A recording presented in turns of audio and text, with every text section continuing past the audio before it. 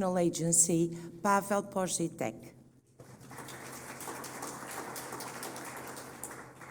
Today, we will have 3 roundtables moderated by Vasco Trigo.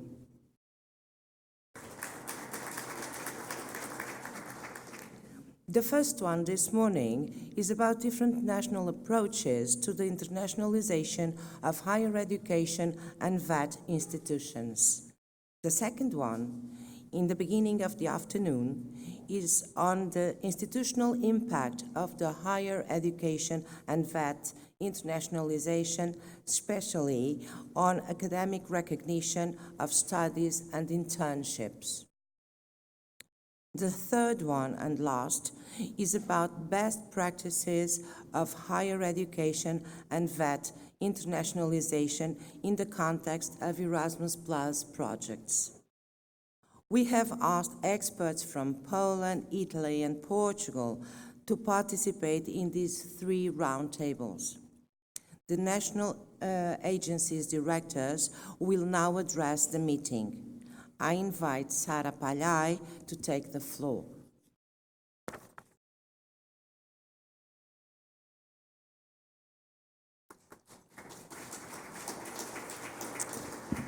Thank you, muito obrigada. Bom dia, buongiorno, good morning. Thank you for inviting me here. Thank you, Joanna, for this opportunity once again to our national agency to cooperate together. And it is a very special, let's say, a moment for us, national agency, to work together. So thank you to Pavel and to Joanna for this opportunity. I hope this is one of the many events we are running together.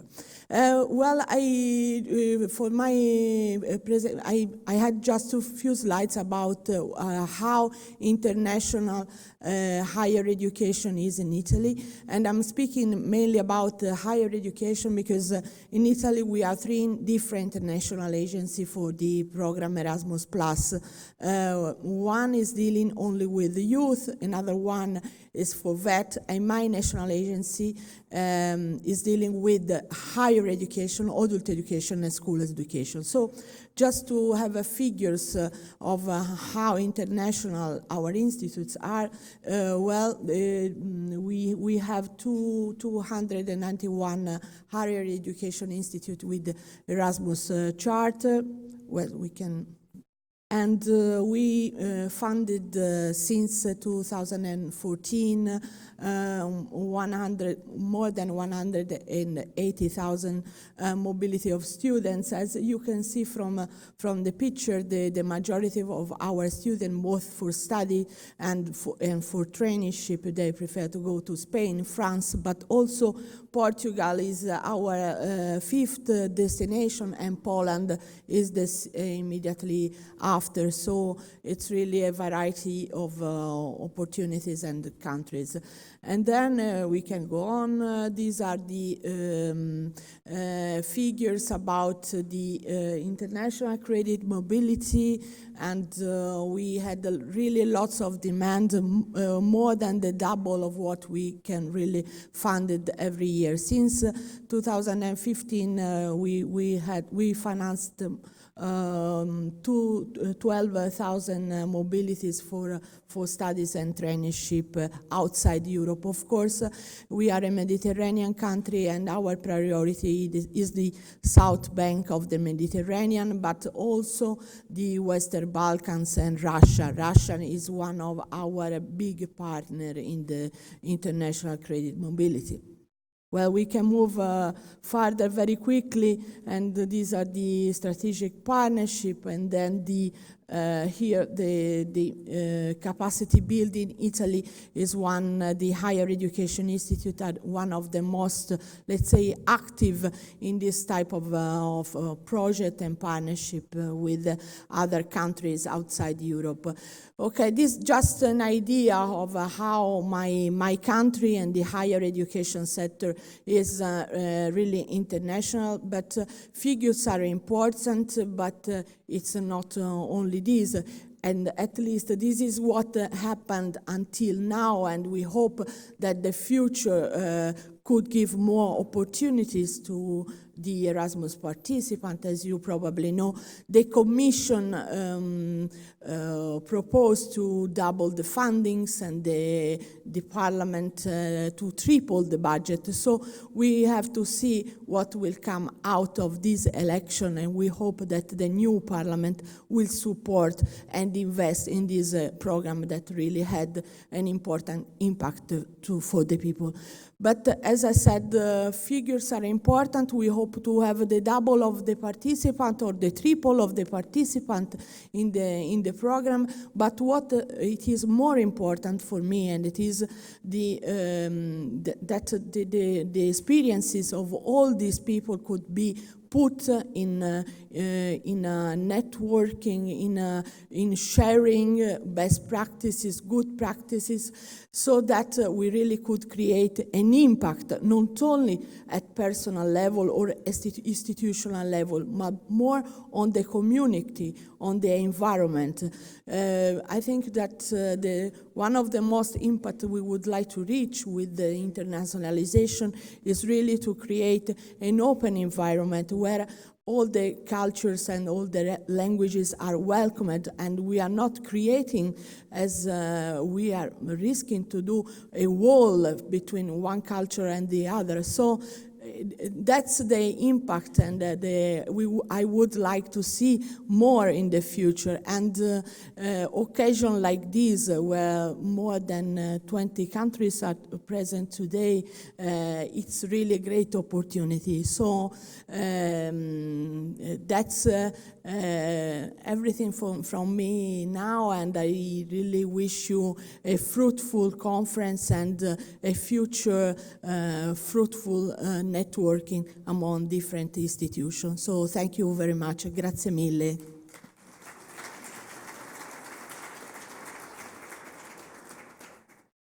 Thank you, Sarah, for your words and overall information on the position of Italy within the program. I now kindly invite Pavel Porzitek to take the floor, please.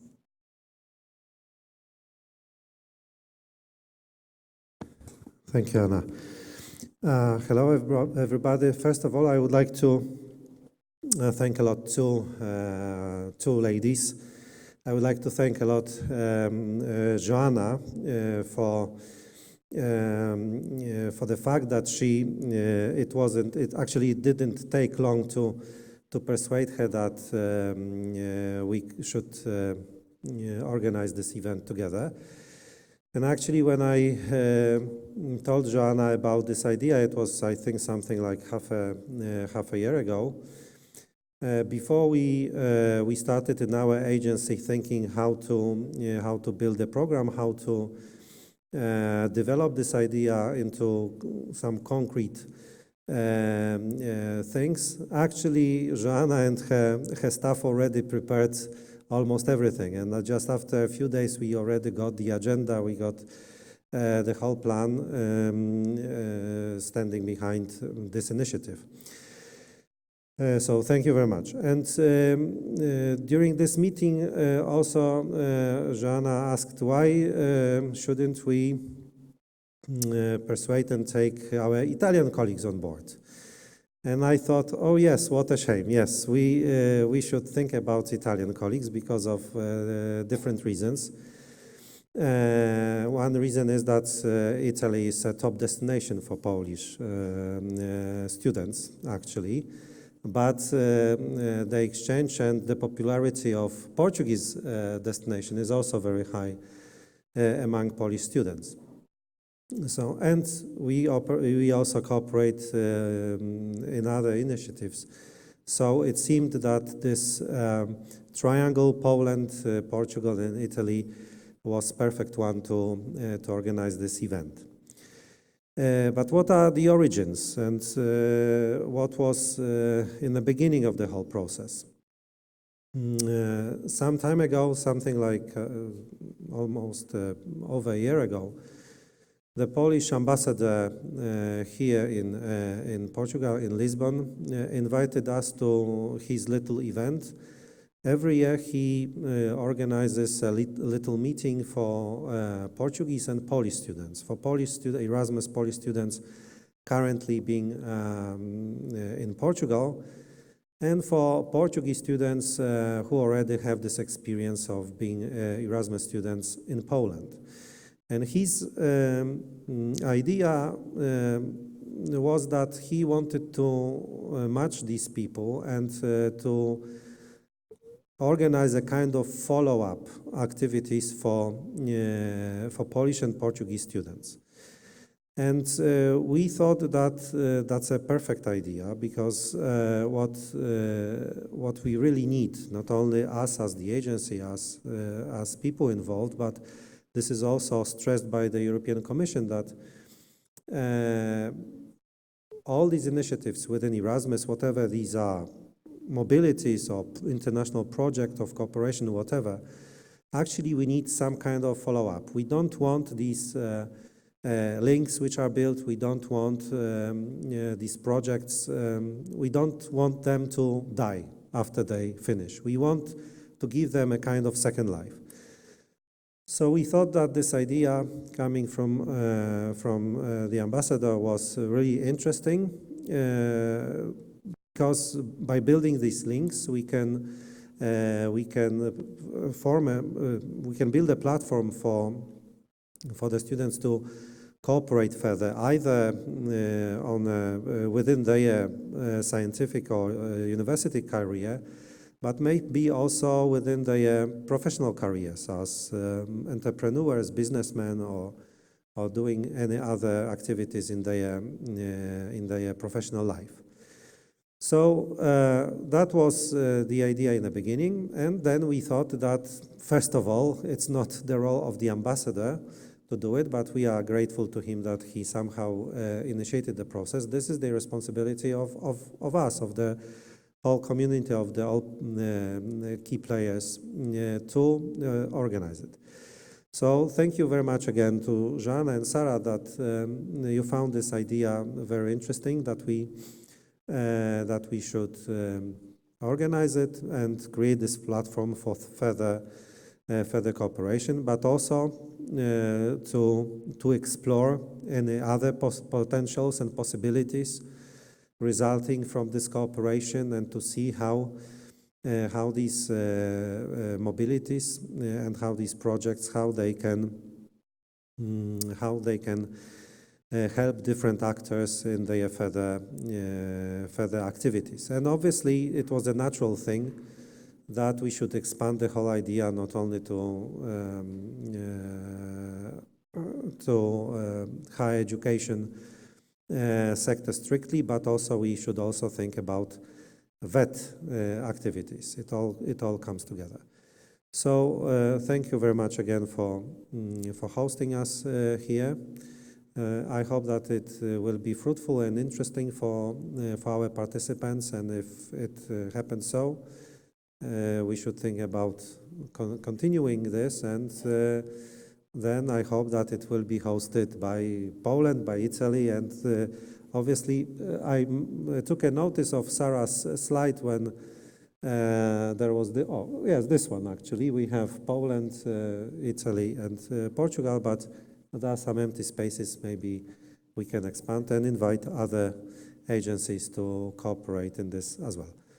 Thank you very much.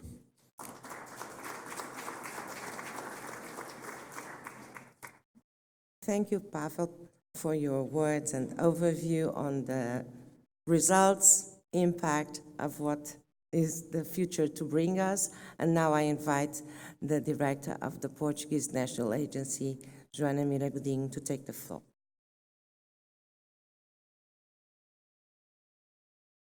Thank you, Teresa. Good morning to all of you, and again, welcome to Lisbon and to Portugal I hope that you had a very nice evening yesterday, that you enjoyed the climbing to the tower of the Rua Augusta, and that you had a nice view of the city from there. I would like to give a special greeting and thank you to the colleagues from the national agencies who co-organized this TCA with us, and in the persons of Sara and Pavel. Thank you very much for your words and for being here with us. As Pavel already explained, there is a special relationship between these three countries for us. Italy and Poland are the second and third country for Erasmus. The first one is Spain. There is no special reason why Spain is not sitting here and taking on your proposal. Next time, we will also invite Spain to co-organize the event with us. And Portugal is equally important to these countries for Poland and Italy to be here. So now I come with the terms of reference for this event. Let me tell you what we expect as the outputs of this meeting. As I said yesterday, we have several objectives. The first and most important is networking. So we expect you to network at individual level, but also at institutional level, and that you come out of this meeting with some new ideas, either for the development, further development of internationalization, or even for projects to submit in the coming years to Erasmus or to other sources of funding for financing. So we would like you to think about internationalization in VET, vocational education and training, and in higher education, and at all these different levels, individual, institutional, and even at the national level. And our three roundtables that we have next, they correspond to these three levels. So the first table, we would like the issue of internationalization in these two sectors to be discussed at the national level. What is it that is going on in Portugal, in Italy, in Poland, in terms of internationalization of education and training, and specifically in these two sectors? The second roundtable, we invited experts in internationalization. So we have people from the institutions of vocational education and training and from higher education institutions to tell us about the experience in their sectors, how internationalization is progressing, and what can be further done in terms of promoting and further developing internationalization. We have here in Portugal, we did last year a study on internationalization. It was a team from the Lisbon University that carried out this study, and we included in your backpacks a summary of the study.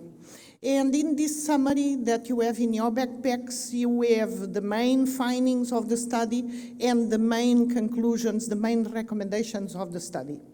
So we picked these recommendations and we started developing the internationalization strategy for the National Erasmus Agency in Portugal for the higher education sector. So now we would like you very much to contribute for us to further develop this strategy, not only on higher education, but also vocational education and training. So we would like to have your help to pick your brains. There is no free lunch, even in Portugal. So we would like to pick your brains. What is it that is going on in your institutions, in your countries? What is it that we all can do, national agencies, the higher education institutions, the vocational education and training institutions, the governments? What are your recommendations? What can we further do to develop and strengthen internationalization? So from the study that we had, and we have the team leader of this study joining us this afternoon. I don't see him in the audience yet, but he will join us in the afternoon. We developed several recommendations for further internationalization. This is for the national agency. So we should promote that our higher education institutions develop strategies, internationalization strategies that give a more strategic use to the Erasmus funds. So in many cases we see that the Erasmus funds are used almost in an individual basis. There is a teacher that knows another teacher in another country, in another institution.